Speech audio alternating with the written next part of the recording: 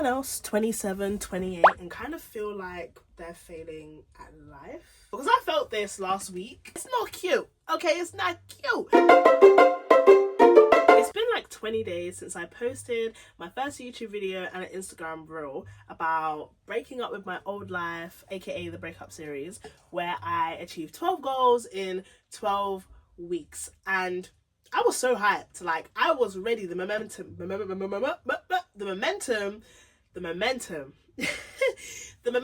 was there, okay? I was super excited for this. I felt ready, and I actually achieved one out of the 12 goals very early on into the challenge, and that was getting a full-time job. That was literally my priority goal out of all of the goals, getting a full-time job. But in getting a full-time job, that is kind of where things started to go downhill. As soon as I started working, this was my routine. Wake up, go to work, finish work late, get home, sleep. Wake up, go to work, finish work late, go sleep, wake up. And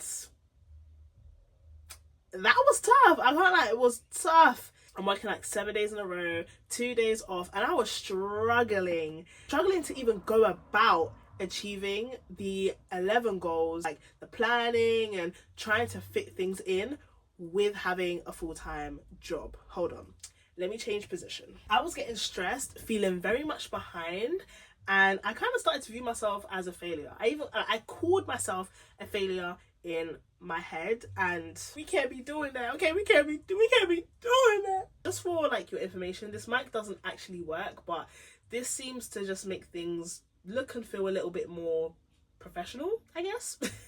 And when I say I was stressing, I was giving myself a literal headache. Like at work, I'm literally thinking to myself, okay, I failed this challenge, I'm gonna quit, I'm not even gonna post about it. What can I do next?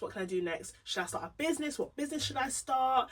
Like going back and forth with what felt like this version of myself, an old version of myself who was a serial procrastinator, and then a new version of myself who was like, no, like don't quit this kind of thing. I literally laid in my bed and I was like, I can't keep doing this to myself. The answer is gonna come to me in its own time, and I don't want to stress anymore. The 6th day before work, I decided I wanted to go for a walk, clear my head, and just think about why I even view myself as a failure.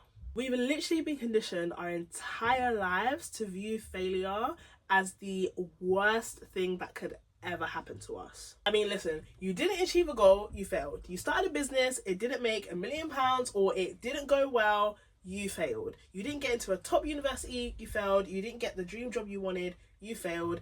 You know, all these things, and it's just like, you failed, you're not good enough. And it's a lot, and that's societal pressure for you. We are literally taught there is one path, and if you steer away from that path, you're automatically a failure. You decide to venture out, you are viewed as an outcast because you don't want to do things the way that society kind of wants you to do it, or you don't want to do things the way your parents might want you to do it. Because let's be real, a lot of our parents who didn't get to do things that they wanted to do, or got to like have a certain job or work in a certain field, they try and live those dreams that they want through their kids, right? So, you know, when we decide to venture out, we're gonna upset society, we're gonna upset our parents, and you know, what about it? Especially as Black women, wanting to become the first in our families to, you know, do big things, you know, whether it be become the first millionaire, start and own and run a successful business. You know, when we decide that we don't want to take the conventional route, we are representing not just ourselves, but those around us, our immediate family, even friends. So when things don't go to plan, we feel like we've let everyone around us down, and even let the silent doubters and loud doubters win. And don't even get me started on the role that social media plays in this entire thing. Social media definitely plays a significant role because everyone is posting their wins, you know, the highlights of their journey, and it's a wonderful thing because we all get to celebrate with these people, for these people. But at the same time, with that being all we're seeing, scroll after scroll after scroll after scroll, when something isn't working for us in a way that we I guess, kind of see it working for others, there is no wonder why we view ourselves as failures, or why we proceed to start thinking, you know, why am I the only one struggling, or why are things not working out for me in the way that it's working out for others? What if I told you that failure in itself doesn't actually exist? I mean, think about it. What really is failure? Just not getting the outcome you expected, but getting information that you didn't have before. That is not failure, baby girl. That's not failure. That is feedback, okay? You have gone through a process of, you know, trying to achieve something. You've gained new information and, you know, it didn't work out well. That doesn't mean you failed. You've gained information, aka you've gained feedback. So now you can adjust whatever it is that you were doing before and then go and get that thing. And that's when I realized that trying to achieve 11 goals now in less than 12 weeks, because I posted that video about almost 3 weeks ago. I started the challenge 4 weeks ago. You can do the maths of how much weeks I've got left, right? So when I realized that it was no longer sustainable, I easily could have just quit, because shit, that's what I did last year. I started YouTube, I posted a few videos, things got hard and just like all over the place. I didn't have a plan and I just quit. I literally just stopped posting. But this time I said, oh my god, like, I'm in the same position as last year and I have the choice. I literally have the choice. So what can I do differently? I need to adjust what can be done, because I don't want to quit. Like, I don't want to just stop posting. I want to continue posting because I know good things are going to come from this, right? So I looked at what wasn't working. I got super clear on what it is that I wanted. I adjusted my time frame. All this information I'm going to give you guys in an updated video on the series. And you know what's crazy? We seem to forget that every successful person we admire has countless moments like this, and they had to adjust, figure things out as they went along. You know, they had to change things constantly, but we don't really see that, or we never really got to see that with a lot of these successful people that we admire.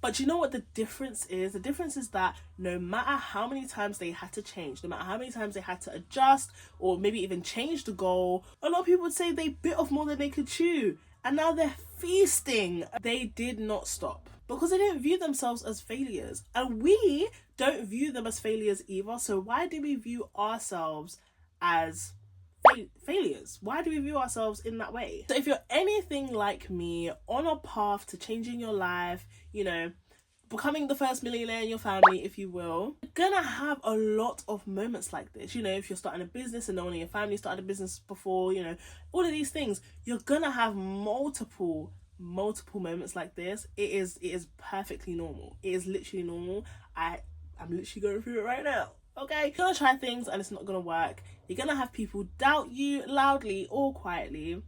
You're gonna doubt yourself. You're literally gonna doubt yourself at every opportunity you possibly could.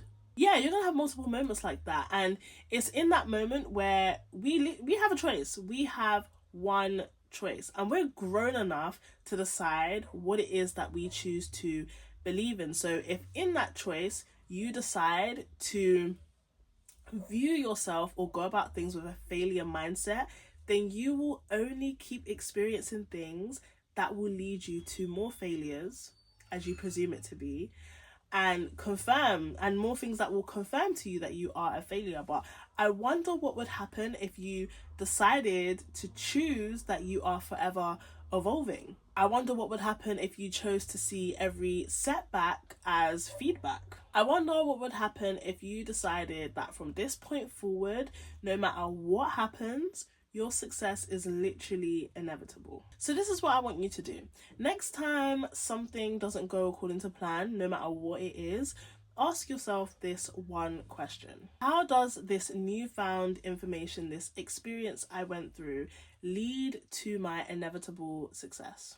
Because no, we're not 27 or 28 and failing at life. We're 27, 28, learning, evolving, growing, and building a life where our success is literally inevitable. Hi, I'm Sean, and if you resonated with anything I said in this video and you want to see more from someone who is 27 and actively starting over and going towards a life where her success is literally inevitable, then make sure you subscribe for more, and I'll see you guys in the next one. Ciao!